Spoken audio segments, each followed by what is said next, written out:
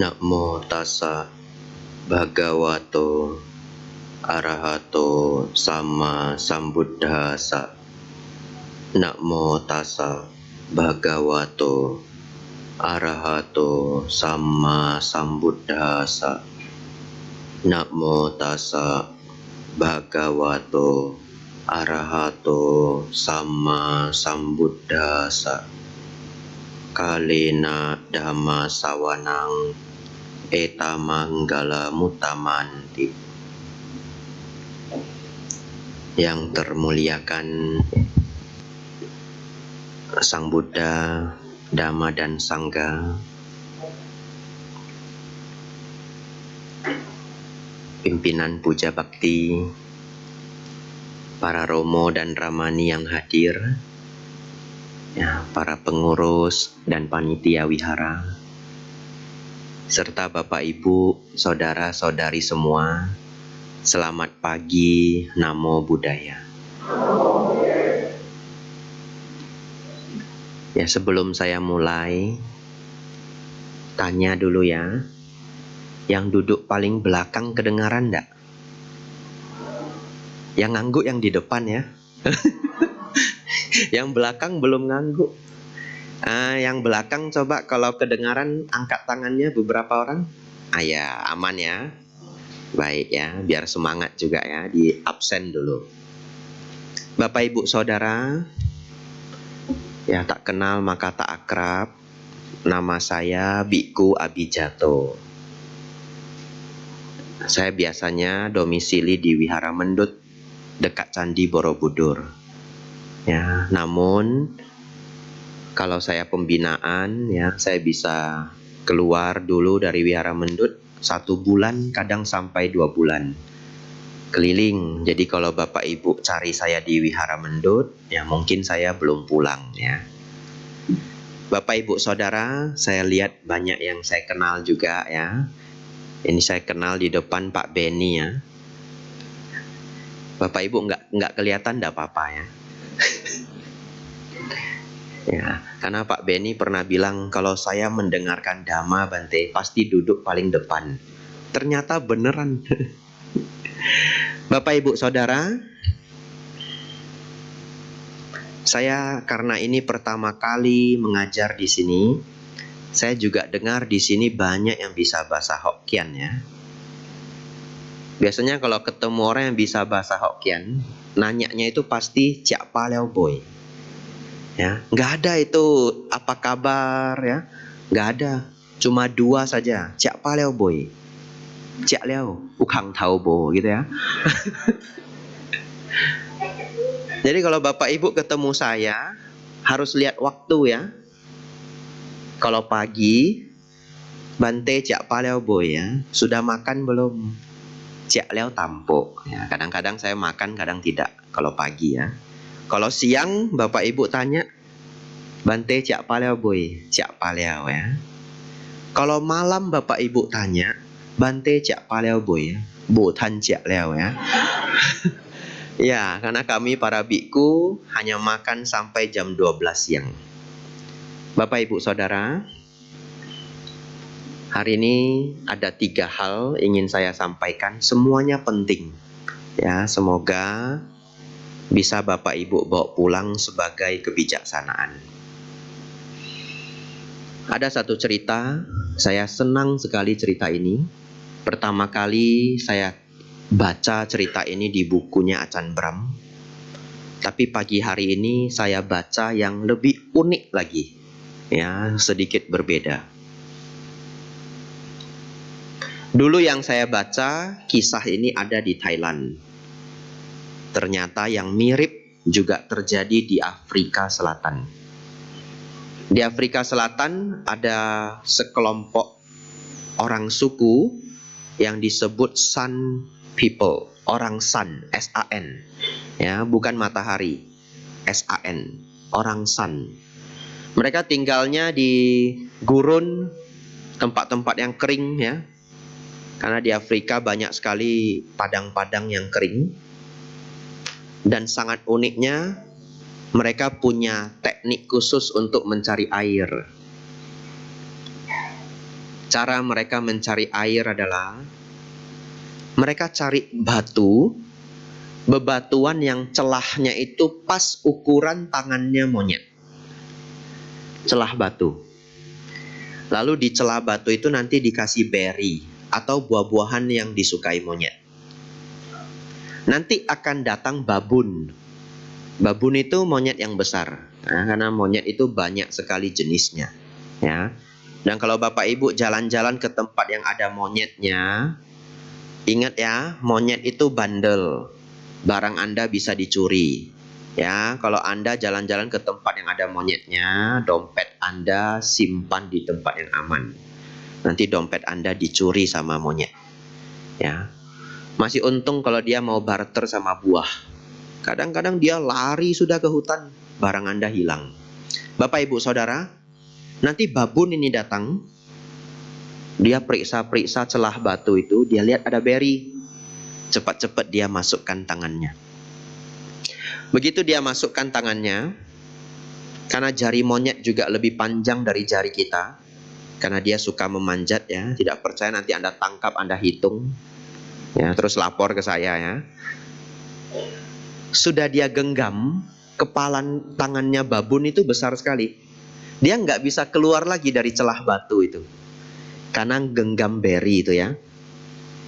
Lalu nanti pemburunya datang. Orang San ini datang. Si monyet akan ketakutan setengah mati, tapi dia nggak bisa lari. Yang dulu saya baca ceritanya persis adalah orang Thailand. Bedanya adalah orang Thailand pakai kelapa yang sudah dikeluarkan airnya. Kelapa itu dilubangi kecil, dalamnya diisi kacang. Nanti diikat lagi di pohon. Itu kalau orang Thailand. Tekniknya persis sama. Monyet sudah masukin tangan ngambil kacang, gak bisa keluar lagi. Karena buah kelapanya diikat. Ya. Kalau yang di Thailand lebih sial monyetnya. Ya, lebih sial dia, karma buruk berbuah ya. Kenapa? Kalau dia ditangkap sama orang Thai, dia mungkin dijadiin budak seumur hidup. Kalau tidak masuk ke sirkus, dia disuruh ngambil kelapa. Nanti dia dirantai. Ya, tiap hari disuruh kerja, manjat kelapa. Nanti kelapanya dia lempar ke bawah. Kerja dia seumur hidup sampai tua. Yang lebih sial lagi dimakan. Ya, ya. Saya juga pernah dengar ya. Saya dari Medan. Saya pernah dengar teman saya cerita ada orang yang makan monyet. Ceritanya terlalu seram, tidak tega saya ceritakan. Ya, seram sekali. Bapak Ibu Saudara, kalau yang di Afrika Selatan ini lebih beruntung ya. Lebih beruntung. Nanti monyetnya sudah terperangkap, dia dikasih garam batu. Dan karena di sana itu jarang sekali ada garam batu, monyetnya suka. Nanti garam batunya dia makan. Ya, dia suka. Ya. Beberapa hewan yang kesulitan mendapatkan mineral, kalau mereka makan garam itu bagi mereka rasanya enak sekali. Ya. Nanti dia makan itu batu garam sampai lahap. Lalu batunya nanti dilepas. Karena tadi cuma terjepit di antara batu, nanti batunya dibantu sama orang itu dibuka begini. Monyetnya lari. Lari kemana Bapak Ibu? Lari nyari air. Karena dia haus, habis makan garam. Nah, orang San ini akan ngejar, ngikutin kemana larinya babun itu. Dan akhirnya mereka menemukan sumber air. Ya, itu teknik mendapatkan air di salah satu daerah di Afrika Selatan. Ya, Anda tidak perlu begitu ya. Ya, beli yang galon aja ya, hongpian ya. Nggak usah nangkap monyet ya. Ya, kalau Anda ke Mendut, di Mendut ada monyet loh. Namanya Monday, Senin. Beneran. Ya, tapi umat jarang lihat karena dia di dalam. Dulu dia kecil, diikat sama orang di pohon sampai sudah hampir mati. Ya, Bante Panya lewat tidak tega karena dia kecil sekali, diikat pinggangnya nih. Sampai sudah mau mati, orangnya juga nggak peduli. Ya, akhirnya Bante Panya dengan supir waktu itu minta ke supirnya, itu dibeli aja, kasihan monyetnya, nggak tega liatnya. Terus dia dipelihara sampai sekarang. Ini cerita mungkin sudah 10 tahun. Ya, monyetnya panjang umur. Ya, tapi dia pernah satu ketika bandel sekali, kabur dari wihara, nonton TV di rumahnya warga. Ya, jadi sekarang dia cukup sering di kandang ya, nggak boleh keluar lagi, dia terlalu bandel. Tapi ya sudahlah, masih lebih baik dia di kandang daripada dulu hampir mati di atas pohon. Oleh karena itu jangan lahir sebagai binatang ya. Tapi itu bukan topik saya pagi hari ini. Itu topik saya 31 alam kehidupan di tempat lain. Bapak Ibu Saudara, kenapa saya cerita kisah monyet ini? Saya ingin tanya Bapak Ibu, sebenarnya apa yang menjebak monyet tersebut? Tangannya sendiri toh? Betul ya? Atau keserakahannya? Ini? Nah, nggak bisa lepas. Padahal kalau dia mau lepas gimana? Gini toh? Gampang banget, gini saja. Nah itulah monyet. Suruh lepas gini aja nggak mau. Satu ketika ada murid Sang Buddha bertanya ke Sang Buddha, Bante, di antara semua hal, apa yang paling berharga? Di antara semua hal. Kalau harta, beliau menjawab kesehatan. Kalau yang ditanya, apa harta yang paling berharga? Tapi kali ini yang ditanya bukan harta. Di antara semua hal, apa yang paling berharga? Sang Buddha menjawab, kebijaksanaan. Tapi yang nanya pinter, dia tanya lagi. Tapi Bante, di antara semua kebijaksanaan, yang mana yang paling berharga?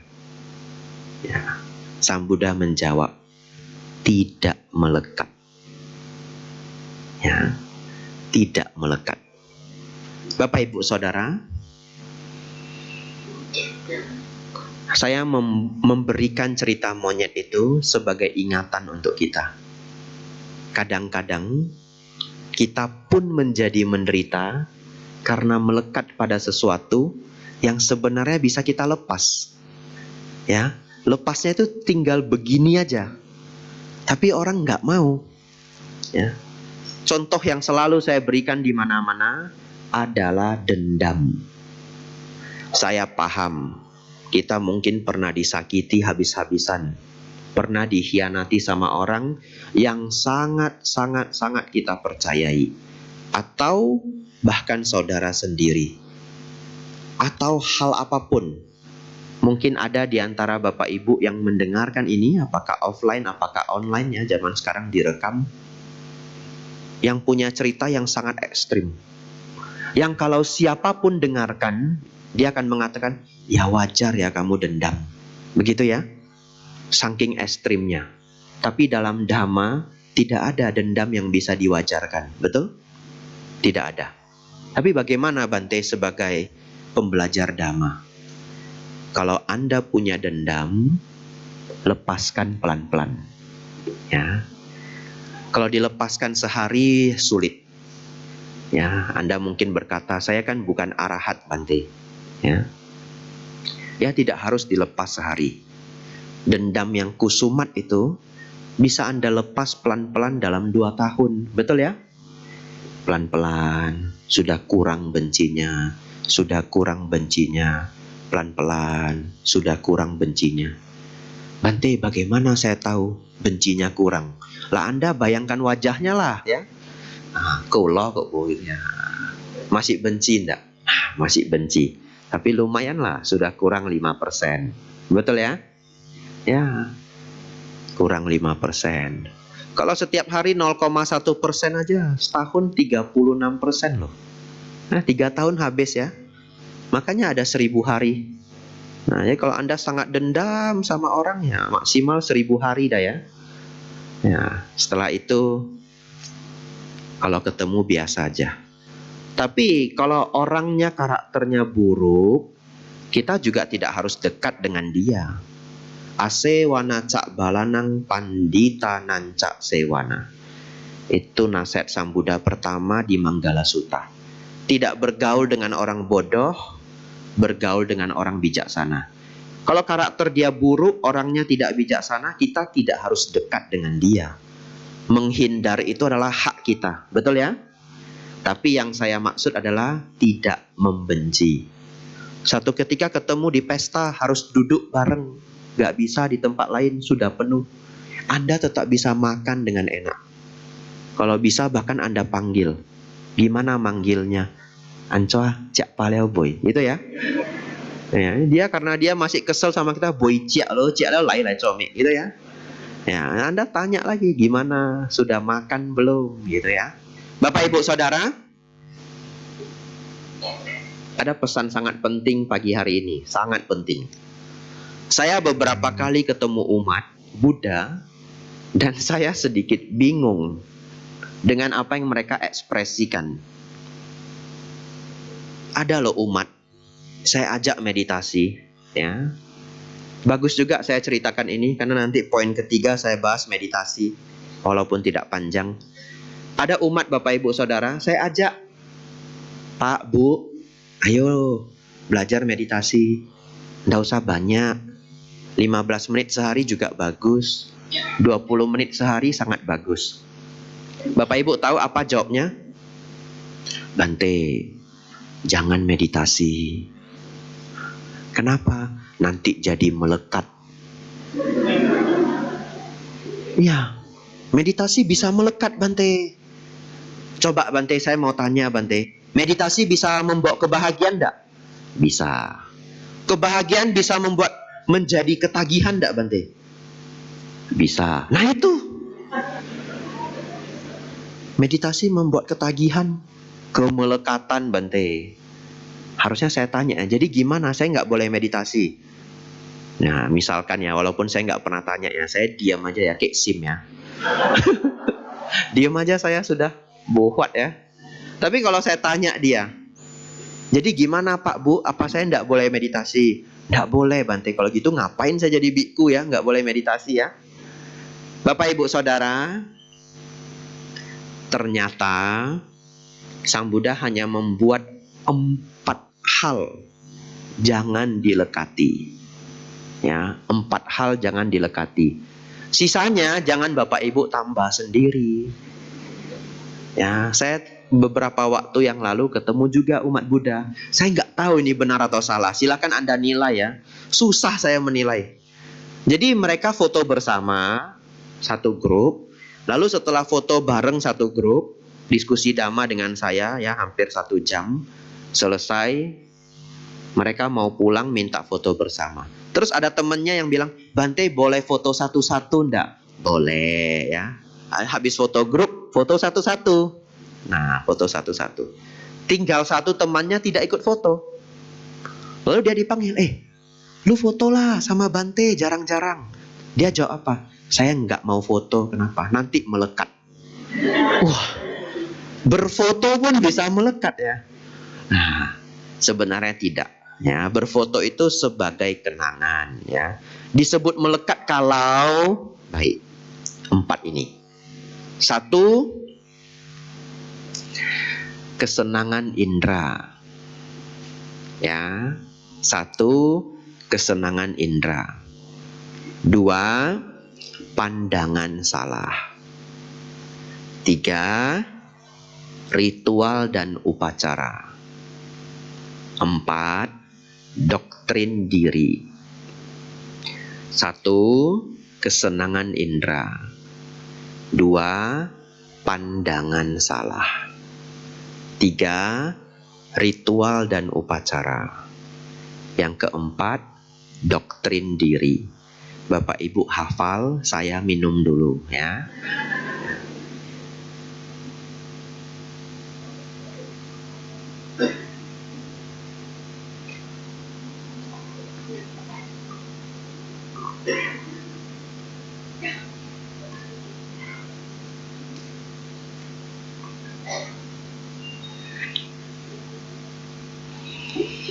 Nomor 4 apa Bapak Ibu?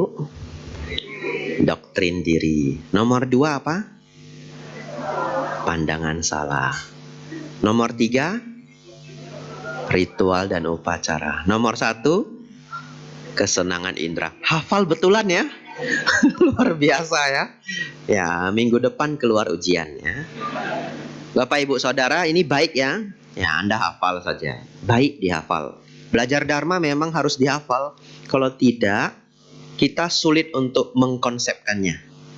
Ya, tapi memang menghafal perlu waktu. Ada 2 cara ya. Apakah semangat dihafal seperti orang belajar di sekolah, atau ceramah yang sama didengar beberapa kali.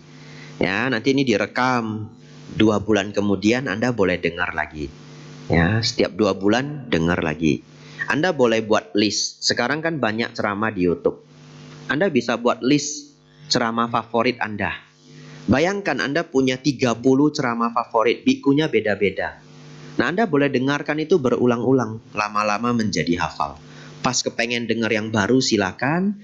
Pas lihat, oh nggak ada yang baru ya akhir-akhir ini, Anda dengar yang lama. Saya dulu dengar ceramah dari seorang Bante di Malaysia. Ya, dapat MP3 Dhamma beliau lengkap sekali, ada intermediate level, advanced level. Saya dengarkan ceramah beliau 3 tahun diulang-ulang, mungkin lebih dari 11 kali. Ya, itu cara dulu saya senang cara belajar Dhamma. Bapak Ibu Saudara, bagaimana melekat dengan kesenangan indera menjadi problem. Ada loh orang Bapak Ibu, dia setiap hari harus makan makanan yang dia suka. Ini real story. Ya, saya pernah ketemu orang yang setiap hari harus makan daging babi. Beneran. Mau dimasak seperti apa enggak apa-apa. Satu hari istrinya masak ayam, ikan, udang. Jadi istrinya mikir, enggak usah lagi lah daging babi. Betul ya? Sudah ada 3 macam daging. Ayam, ikan, udang. Cukup. Ternyata begitu dia selesai kerja, capek-capek ya, ekonominya bagus ya, setiap hari makanannya mewah, tidak ada daging Bapak Ibu. Dan dia marah sekali. Dia bilang apa? Untuk apa saya cari duit susah-susah, ngebiayain kalian semua, ngurusi makan aja nggak bisa benar. Marah betul, betulan marah. Oh, mobil. Saya pikir ada pesan apa ya? Mana tahu ditulis Bante juga sudah marah gitu ya. Ya, dilihat ya platnya ya. Ya, saya nggak usah lihat lah, saya nggak punya mobil ya. Ya, sudah lihat, Anda fokus lagi ya. Karena waktu kita tidak banyak. Banyak pesan ingin disampaikan. Bapak Ibu Saudara, dia marah sekali. Kenapa marah Bapak Ibu? Melekat dengan rasanya daging. Itulah contoh melekat dengan kesenangan indera bisa bikin masalah. Kalau anak-anak sih wajar, tapi anak-anak juga harus Anda latih. Ajari anak Anda, tidak setiap keinginan kita bisa terwujud. Betul ya? Dan hidup itu ada prosesnya. Bukan mau apa langsung ada. Dan itu adalah pelajaran penting. Walaupun Anda mampu semampu-mampunya, pelajaran itu harus Anda ajarkan ke anak Anda. Ya, supaya dia besar, dia tidak merepotkan orang lain. Tidak semua keinginan kita pasti langsung terwujud. Biasanya saya cerita panjang sekali. Seorang guru yang sangat saya sukai. Nama beliau adalah, ya dicek dulu enggak apa-apa ya. Ya. Tenang aja ya, kalau ceramah saya terganggu enggak apa-apa. Ya. Karena kalau sinetron yang laris itu iklannya banyak. Ya, iya, dan Anda tunggu juga iklannya, betul ya? Ya, dulu waktu saya kecil ada loh sinetron. Sinetronnya 5 menit, iklannya 5 menit. Ya, tersanjung. Gak tahu tahu kapan habisnya. Ya, mama saya yang nonton. Saya nonton stres saya masih kecil. Mak, kapan tersanjung habis? Saya tanya gitu. Mak Cele, tersanjung kapan liau? Mama saya bilang jangan cepat habis lah. Wah, mati saya. Sambung dia sampai 6, sampai entah sampai berapa ya. Nah, tersanjung ya. Nah, ini banyak yang ketawa, berarti umurnya sudah di atas saya ini. Ya, itu sinetron lama. Baik, kita lanjutkan ya. Bapak Ibu Saudara, bahaya sekali kalau kita melekat pada kesenangan indera. Ada guru yang sangat saya sukai di Thailand, namanya Bhante Payutto. Ya, Bhante Payutto. Sudah sangat sepuh, umur mungkin sudah 81. Beliau seorang ahli Pali di Thailand, sangat dihormati, ahli Tripitaka, mengajar juga sebagai dosen tamu di California University dulu, ya, waktu beliau masih kuat, karena beliau S3 agama Buddha. Sangat luar biasa ya, biasanya saya cerita panjang background beliau, tapi hari ini bahan ajaran saya banyak. Saya senang sekali mantra dari beliau ya. Mantranya adalah Mi ko di, mai mi ko dai. Ya, bahasa Thai ya. Mi ko di, mai mi ko dai. Kalau diterjemahkan, mi itu ada, ko itu juga, di itu baik.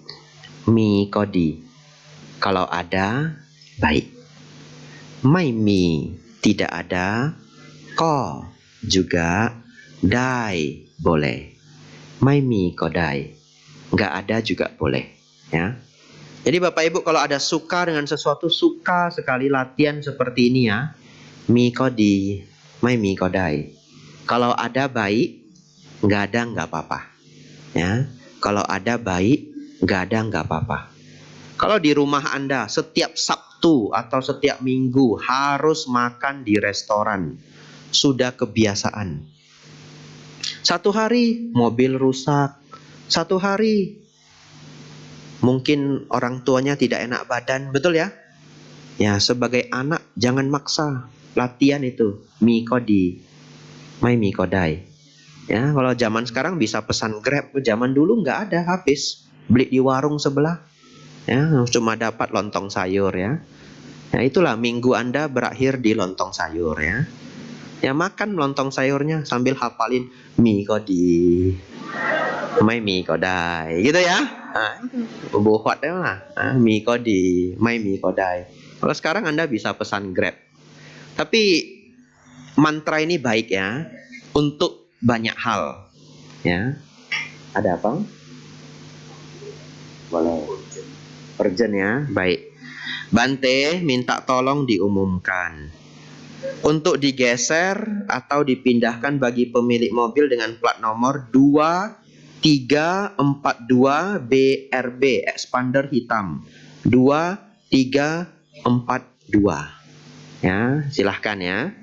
Karena ada mobil yang mau keluar. Terima kasih Bante.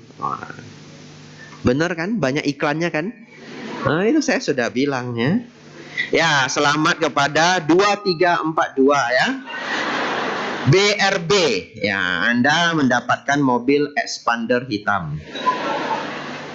Luar biasa ini ya. Oh, ini pertama kali seumur hidup. Ini 4 angka ya, 4 angka.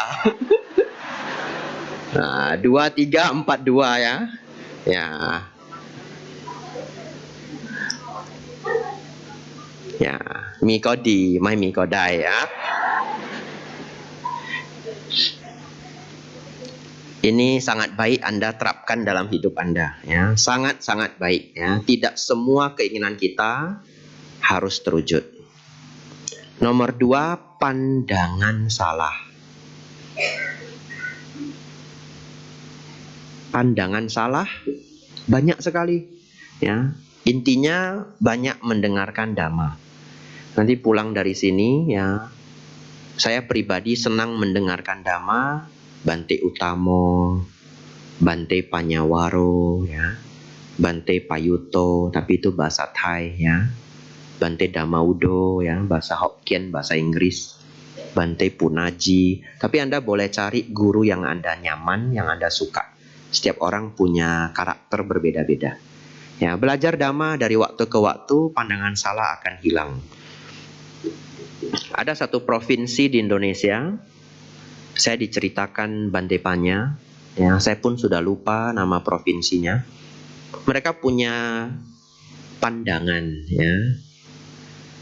Kalau seseorang meninggal, itu harus ada yang dikorbankan supaya yang meninggal itu bisa lancar melanjutkan perjalanan ke alam akhirat, alam bawah, atau alam yang mana, alam selanjutnya. Jadi nanti tubuh mati seseorang, tubuh mati kita sebut mayat ya, tubuh mati orang tersebut akan dikubur bersamaan dengan ayam hidup. Ya, ini pandangan salah. Dan kalau dilanjutkan culture itu, orang berbuat karma buruk, betul ya? Ya, lalu satu ketika mereka ngundang Bantepanya untuk memberikan doa sebelum dikuburkan. Nah, sebagai biku ndak bisa. Kalau upacaranya harus ada ayam yang dikubur bersamaan, bikunya ndak bisa. Bikunya pasti mundur, betul ya? Mereka semua bingung. Terus mereka tanya, gimana baiknya Bante? Ya, kompromi saja. Ya, kompromi. Kita kuburnya ayam bakar saja. Ya, kompromi saja. Mereka mau.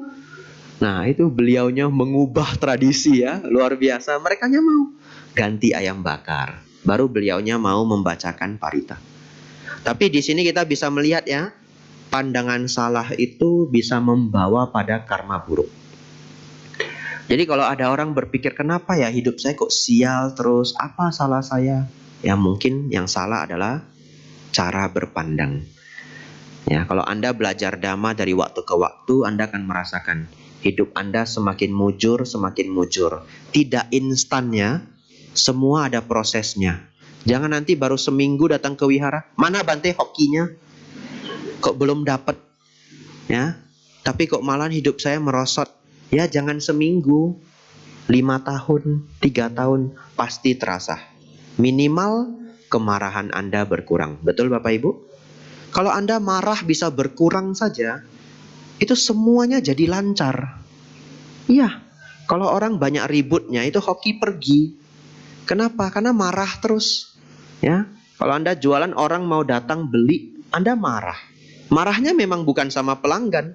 Nih, sesama keluarga berantem. Pelanggan juga males. Liatin Anda berantem terus kapan selesainya enggak tahu.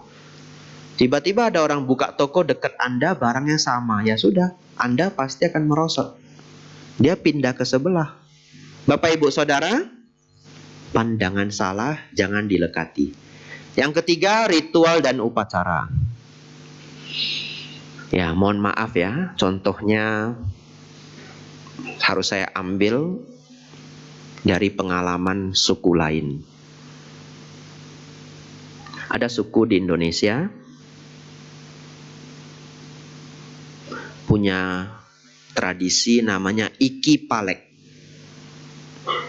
Iki Palek. Ya. Nanti Anda boleh tulis di Google pulang dari sini, baca artikel-artikelnya Iki Palek. Yaitu ada satu suku di Papua, sekarang sudah mulai tidak dipraktekkan ya, jadi bersyukur juga. Kalau ada keluarga yang meninggal, jarinya dipotong. Ya, Anda boleh masukkan ke Google, tulis artikel ya, judulnya. Silakan tulis jari suku Dani. Ya, jari suku Dani. Yang takut jangan lihat ya. Bapak Ibu Saudara, mereka punya kebiasaan kalau keluarga dekat meninggal, adik kandung, ayah kandung ya. Ini jari dikampak Bapak Ibu. Ya. Dua ruas ini hilang. Alasannya apa? Nah, mereka menganggap nangis aja itu tidak cukup.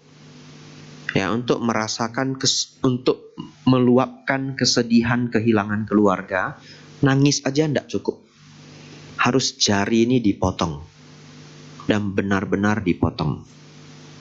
Bapak Ibu Saudara, pertanyaan saya, kalau jari dipotong itu penderitaan tidak? penderitaan. Ya. Oleh karena itu, kalau ada ritual dan upacara yang membawa penderitaan, tidak mengarah pada kebijaksanaan, secara dhamma, kita tidak bahas lagi suku lain. Ya, itu hanya contoh saja. Tentu kita menghargai budaya dan kultur setiap orang. Tapi kita kembali ke dhamma. Ruang lingkupnya untuk Bapak Ibu yang ada di ruangan ini. Kalau ada tradisi ritual yang memberatkan, membawa pada penderitaan, secara dhamma tidak dilakukan, tidak apa-apa. Karena secara dhamma yang tidak boleh dilakukan itu hanya satu, perbuatan jahat. Betul ya? Hanya satu, perbuatan jahat. Ya. Jadi kalau ada ritual upacara keluarga, suku, ya, apa saja yang ada di Bapak Ibu, berat sekali, membawa penderitaan luar biasa. Renungkan. Kalau itu tidak melanggar hukum kama, ya, tidak dipraktekkan pun tidak apa-apa. Atau prakteknya didiskon. Ya, zaman dulu kalau orang Tionghoa keluarganya meninggal pasang H, betul ya? Di kanan atau di kiri saya tidak tahu, di kiri ya. 3 tahun loh itu. Ya, tidak boleh make up. Setiap orang beda-beda. Ya, saya pernah dengar yang cukup berat. Tidak boleh make up, hanya pakai baju putih, tidak boleh makan mie, anggur, ayam, banyak sekali pantangan. Dan ada loh yang mempraktekkannya, dan dia resign dari pekerjaan. Karena tidak bisa. Di kantor itu sudah ada uniformnya, sudah ada seragamnya. Dia resign Bapak Ibu. Dia minta sama bosnya, keluarga saya meninggal, bos, boleh enggak? Saya tidak bisa make up, tidak bisa pakai baju bagus, putih saja setiap hari. Ya bosnya bilang ya di sini nggak bisa ya, harus layani tamu ya, jualan atau bagaimana, jadi resepsionis di depan. Kalau Anda kerja di hotel enggak mungkin. Dia resign Bapak Ibu. Tapi zaman sekarang, ya silahkan ya, enggak apa-apa ya. Ya cek dulu ya. Nah tapi zaman sekarang ya kita bisa melihat yang pasang H itu pun sudah berkurang. Dulu 3 tahun, sekarang 7 hari ya. Nah itu baik. 7 hari itu saya pikir tidak mengganggu kehidupan ya. Budaya tetap bisa dilaksanakan, tapi tidak membawa penderitaan. Bapak Ibu Saudara, yang terakhir adalah doktrin diri ya. Doktrin diri memahami pemahaman bahwa tidak ada aku yang kekal ya, bahkan tidak ada diri yang sesungguhnya. Tapi ini harus satu topik khusus, namanya anatta. Jadi Bapak Ibu nanti di lain kesempatan bisa belajar mengenai anatta. Bapak Ibu Saudara, 4 hal jangan dilekati. Kesenangan indera, pandangan salah, upacara dan ritual. Yang keempat adalah doktrin diri. Bapak Ibu Saudara, saya masuk bagian kedua dari topik saya pagi hari ini. Ini sangat penting, terlebih kalau Bapak Ibu punya anak di rumah. Satu hari anak Bapak Ibu nanya begini, "Pa, Ma, kenapa sih kok agama Buddha banyak aliran?" Ya. Ada Mahayana, ada Theravada, ada Tantrayana, ada agama Buddha Jepang, dan yang lain-lain. Kalau Bapak Ibu menjawab, "Oh, aliran kita yang paling benar, aliran yang lain salah," maka Anda mengajarkan anak Anda untuk tidak toleransi dan tidak bijaksana. Pertanyaan saya, keyakinan umat Buddha itu adalah Tiratana, Buddha Dhamma Sangha. Di dalam ajaran Mahayana ada tidak Buddha Dhamma Sangha? Ada. Theravada ada? Ada. Di Tantrayana ada? Ada. Jadi ketika kita mengatakan oh aliran kita yang benar, aliran yang lain salah, hati-hati. Jangan-jangan ucapan kita itu bisa mengandung, membawa pada karma buruk. Karena di aliran lain pun ada Buddha Dhamma Sangha. Berarti kita sedang mengatakan bahwa mereka yang juga sada pada Buddha Dhamma Sangha sedang melakukan kesalahan. Tapi bagaimana Bante bisa muncul banyak aliran? Yang pertama, sebenarnya kita semua adalah murid Sang Buddha. Sang Buddha tidak pernah membuat aliran apapun. Betul ya? Kalau kita bisa mengulang waktu, Bapak Ibu ketemu Sang Buddha, Bapak Ibu ketemu Sang Buddha lalu bilang, dulu Sang Buddha dipanggil Bante, bahasa Pali, ya. Bante, saya Theravada. Nanti datang lagi, Bante, saya Mahayana. Tidak mungkin Sang Buddha akan bilang, Theravada duduk kanan, ya. Mahayana duduk kiri. Tidak mungkin. Bapak Ibu tahu Sang Buddha bilang apa? Hamiklai Theravada. Hamiklai Mahayana. Apa itu Theravada? Apa itu Mahayana? Saya belum pernah dengar. Ngerti maksudnya? Karena di zaman Sang Buddha tidak ada pembagian aliran. Sang Buddha hanya mengajarkan Buddha Dhamma. Tetapi aliran-aliran ini muncul karena perjalanan waktu. Setiap tempat, sebelum agama Buddha tiba di tempat itu sudah ada agama sebelumnya. Tempat itu sudah punya tradisi sebelumnya. Kayak ayam tadi, betul ya? Ayam hidup diganti ayam bakar. Nanti anak cucunya itu sudah nggak ngerti kenapa setiap ngubur orang meninggal harus kasih ayam bakar. Apa takut dia lapar? Mereka sudah tidak ngerti. Dan mungkin generasi selanjutnya skip itu, nggak usah pakai ayam bakar. Ya udah, nggak apa-apa, betul ya? Bapak Ibu Saudara, satu, setiap tempat sebelum agama Buddha tiba sudah ada ajaran sebelumnya. Di Tibet sudah ada dua agama, yaitu Tantra dan Bon. Di Tiongkok sudah ada dua ajaran besar, Konghucu dan Tao. Betul ya? Dan di tempat-tempat lain, ketika agama Buddha masuk, terjadi banyak sekali adaptasi, perubahan culture, mengarah pada yang baik sesuai Dhamma. Salah satu yang terlihat, semua yang ada kurban hewan pasti jadi batal, ya. Dan yang lainnya. Nah, ini menjadikan agama Buddha di tempat itu unik, berbeda dari tempat lain. Yang pertama adalah agama sebelumnya, yang kedua adalah tradisi sebelumnya, dan yang ketiga, guru besar di setiap tempat. Setiap tempat itu ada guru besarnya, Bapak Ibu. Dan guru besar ini mengajar dengan cara yang berbeda. Jadi setelah ratusan tahun muncul banyak guru yang berbeda-beda. Karena dulu tidak ada internet ya, berarti ajaran Buddha hanya terkumpul di satu tempat, bergerak di tempat ini. Ya, muncul guru besar yang berbeda-beda. Setelah 500 tahun, 1000 tahun, bisa tidak? Pulau Sri Lanka itu kecil Bapak Ibu. Dulu tidak ada internet. Ya mereka hanya belajar tahunya di tempat itu. 1000 tahun itu 30 guru Bapak Ibu. Setiap 30 tahun katakanlah muncul satu guru besar. Betul ya? 100 tahun kan 3 generasi. Kakek, ayah, anak. Kalau setiap 30 tahun muncul satu orang sangat luar biasa, sangat pintar. Katakan begitu ya. Setiap 30 tahun muncul satu orang hebat. Maka setelah 300 tahun sudah 10 orang. 1000 tahun sudah 30 orang. Dulu tidak ada internet. Pasti mereka menjadi fokus pada beberapa hal yang sudah diajarkan oleh gurunya. Muncullah pola yang berbeda-beda. Kalau Bapak Ibu belajar agama Buddha Theravada saat ini, itu adalah datang dari Sri Lanka. Fokusnya apa?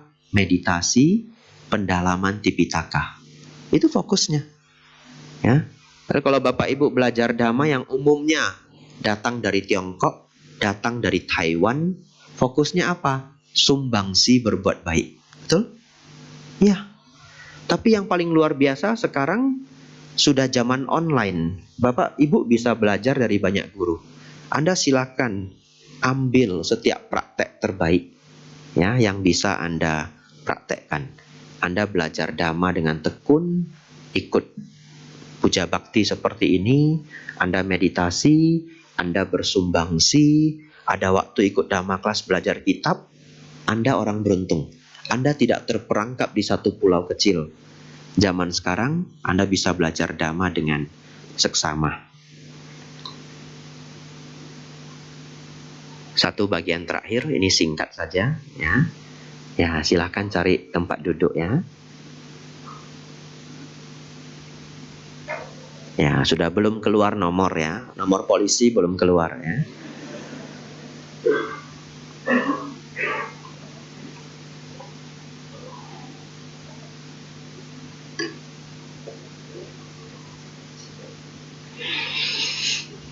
Paling lama 10 menit terakhir.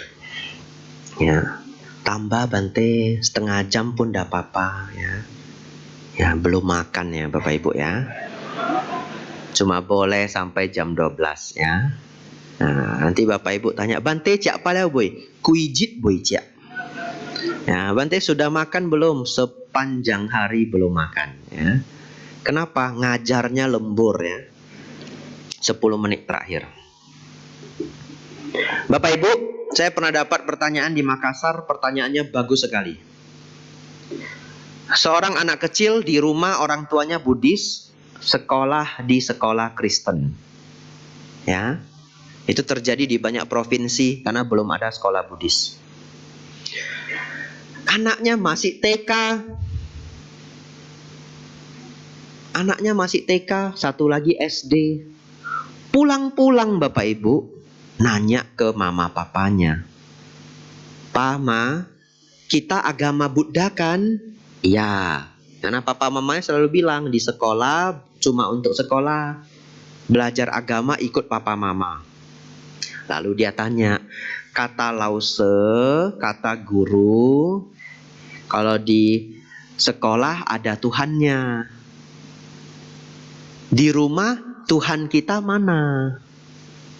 Masalahnya dalam ajaran Buddha, Tuhan itu adalah Nibbana. Ya, ketuhanan yang Maha Esa kita adalah Nibbana. Itu adalah penjelasan yang belum bisa dipahami 100% sama anak-anak.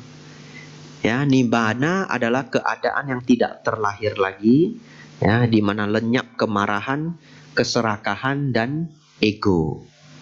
Ya, jadi Nibbana itu adalah yang tertinggi dari semua keadaan.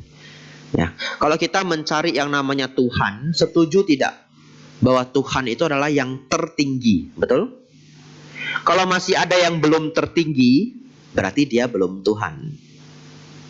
Di dalam ajaran Buddha 31 alam kehidupan. Nah, ini kuis tidak berhadiah, ya, sulit ini, ya. Nah, ada jeruk lah, ya, jeruk, ya. Nah, saya tidak bawa hadiah. Bapak Ibu Saudara, di 31 alam kehidupan kosmik Buddhis, makhluk siapakah yang paling tinggi? Jawabannya adalah Mahabrahma. Ya, Mahabrahma adalah dewa yang paling tinggi alamnya. Umurnya sudah seperti tidak terhingga, tapi sebenarnya suatu ketika dia akan mati juga. Ya, seperti alam semesta kita tidak tahu ini universe ini umurnya seberapa panjang. Bumi saja kalau dihitung-hitung mungkin puluhan miliar, ratusan miliar tahun umurnya. Kalau alam semesta bagaimana? Mahabrahma bisa hidup lebih dari umur alam semesta, Bapak Ibu. Dia mikir apa aja jadi, Bapak Ibu. Bukan hanya sekedar mikir mie rebus, nasi goreng, tidak. Dia bahkan bisa menciptakan satu alam hanya dengan pikirannya. Jadi di 31 alam kehidupan, penguasa seluruh alam kehidupan adalah Mahabrahma. Tapi Mahabrahma pun masih ada ego. Ya, masih ada ego. Ciri-cirinya apa kalau orang ada ego? Masih mau dipuji dan tidak mau dicela. Ya. Ada orang baik sekali, baik sekali.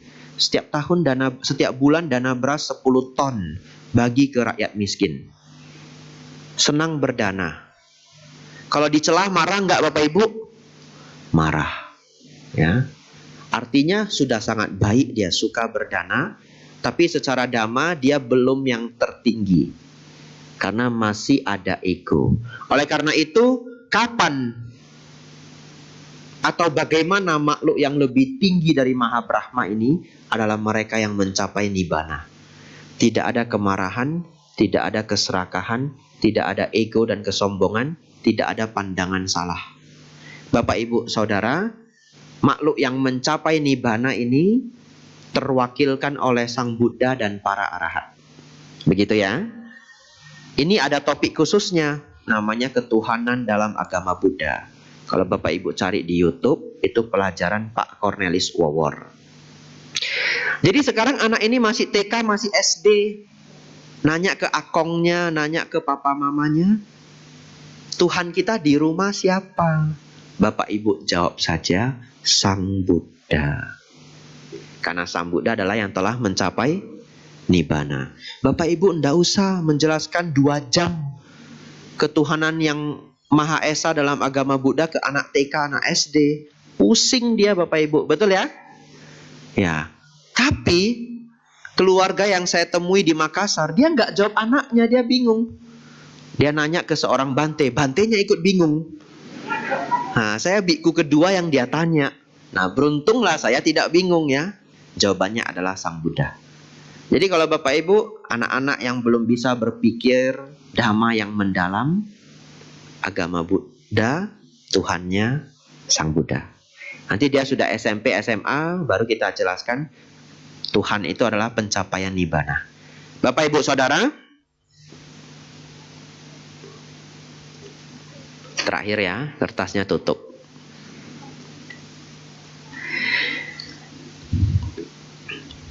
Pernah tidak Bapak Ibu, karena ada masalah, habis uang, proyek tidak berhasil, membuat satu hal yang mungkin memalukan, Anda gelisah malam sebelum tidur, sampai bahkan tidak bisa tidur. Pernah? Pernah ya? Ada masalah sampai sulit tidur, pasti pernah. Pertanyaan saya, itu bahagia atau menderita? Menderita. Jadi Bapak Ibu setuju tidak? Pikiran yang tidak tenang mengarah pada penderitaan. Ya, bahkan kita tidak bisa tidur. Ya, kalau tidak tenangnya sedikit sih tidak terasa, tapi kadang-kadang tidak tenangnya itu banyak. Sang Buddha mengajarkan obat untuk pikiran yang kacau adalah latihan meditasi. Dan Bapak Ibu tadi sudah setuju, kalau pikiran tidak tenang mengarah pada penderitaan. Berarti Bapak Ibu semua setuju meditasi sebagai sumber kebahagiaan dan ketenangan. Setuju? Nah, ini besok rajin ini meditasi setengah jam. Ya, 3 hari aja. Ya. Habis itu enggak lagi. Ya. Bapak Ibu Saudara, 5 menit terakhir, saya ingin mengajak Bapak Ibu untuk bagaimana sih Bante bermeditasi. Bapak Ibu Saudara, bermeditasi itu sangat baik. Jangan bermeditasi pas batin kita kacau, tidak akan berhasil. Bermeditasi ketika keadaan batin biasa-biasa saja, daily life. Iya, belajarnya pas daily life. Saran saya sih 20 menit sehari, itu udah diskon banget ya. 20 menit sehari ya. Masih banyak Bante, 15 menit lah boleh ya. 10 menit boleh Bante, Jin Koi Tao ya. Ya, kelewatan itu jangan ya. 15 menit itu udah diskon banget itu. Tapi 20 menit sehari. Caranya bagaimana? Bapak Ibu cari waktu yang paling nyaman. Saran saya pagi sebelum beraktivitas. Supaya apa? Supaya keseharian Anda lebih tenang. Kadang kita bekerja, kita bisa dimarahi bos, atasan. Anda jualan pun Anda bisa dimarahi pelanggan. Anda tidak bisa bebas dari dimarahi orang. Enggak Bante, saya enggak jualan juga enggak kerja. Anda pun bisa dimarahi mertua. Anda jangan senang dulu ya. Ya. Nah, zaman sekarang jadi orang tua pun bisa dimarahi anak ya. Saking sayang sama anak, orang tuanya diam aja lah. Saking sayang sama anak. Bapak Ibu Saudara, 15 menit sehari, 20 menit, 15 menit sebelum memulai hari, duduk rileks. Tidak bisa duduk bersila, duduk di kursi. Ya. Mengetahui nafas masuk, mengetahui nafas keluar. Mengetahui nafas masuk, mengetahui nafas keluar. Tidak perlu dilafalkan kalimat ini, tapi kita tahu. Nafas masuk, nafas keluar. Lalu batin yang ngomong tidak berhenti ini diabaikan dulu. Ya, diabaikan dulu. Nanti Bapak Ibu akan terkejut. Mengamati nafas masuk, nafas keluar. Ternyata batin yang ngomong ini mulai reda sedikit-sedikit. Makin hari semakin reda, makin hari semakin reda. Kalau Bapak Ibu lakukan 15 menit di pagi hari, emosi Anda akan balance hampir sepanjang hari. Ya, dan itu sangat menguntungkan. Ya, kenapa menguntungkan? Sore-sore Anda ketemu kegiatan yang tidak menyenangkan, Anda tidak jadi marah. Ya. Bapak Ibu Saudara, dilakukan setiap hari menjadi skill. Setiap Anda stres, nafas masuk, nafas keluar. Dalam kehidupan sehari-hari ya, tidak perlu menutup mata. Ya, ketemu apa yang tidak menyenangkan,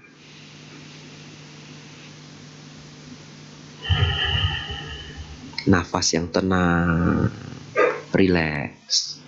Ya, setelah 2 nafas, masalah itu dipikirkan. Karena Anda tidak mungkin lari dari masalah toh.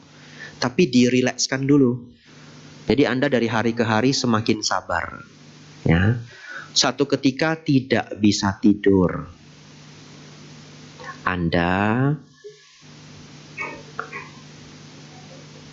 mengamati, mengetahui nafas masuk, nafas keluar. Sambil rebahan. Nafas masuk, nafas keluar. Jadi pikiran yang kacau itu redup, redup, redup. Bante, kalau ketiduran gimana? Ya Anda berhasil. Kan tadi Anda nggak bisa tidur, betul ya? Karena diajak meditasi duduk aja ketiduran. Sekarang marilah ketiduran, ya. Ya, kalau tidak bisa tidur bagaimana Bante? Lanjut. Melihat nafas masuk, nafas keluar sampai capai arahat, ya. Nah, itu namanya win-win solution. Ya, kalau tidak bisa tidur ya sudah. Nafas masuk, nafas keluar. Pengalaman saya pasti akhirnya tidur. Ya, karena pikiran menjadi tenang, tenang, tenang. Anda ikuti pikiran yang kacau itu tidak ada gunanya. Ya, Anda harus tidur. Besok baru menyelesaikan masalah. Betul? Kalau Anda tidak tidur, bagaimana besok bisa kuat menyelesaikan masalah? Pada saat ada masalah, Anda harus tidur. Anda harus makan. Agar Anda bisa menyelesaikan masalah. Bapak Ibu Saudara, panjang sekali pelajaran kita pagi hari ini. Ya. Semoga Bapak Ibu bisa ingat, ya, belajar tidak melekat. Belajar bijaksana dengan budaya, dengan aliran, ya, dengan para guru. Dan yang terakhir, mulailah berlatih meditasi. Ya, biasanya kelas meditasi saya itu 2 jam. Tadi penyampaiannya cuma 5 menit. Tidak mungkin lengkap. Tapi sebagai ajakan. Semoga Bapak Ibu Saudara senantiasa maju dalam dhamma, maju dalam kehidupan. Sabe sata bhavantu sukhitata. Semoga semua makhluk hidup berbahagia.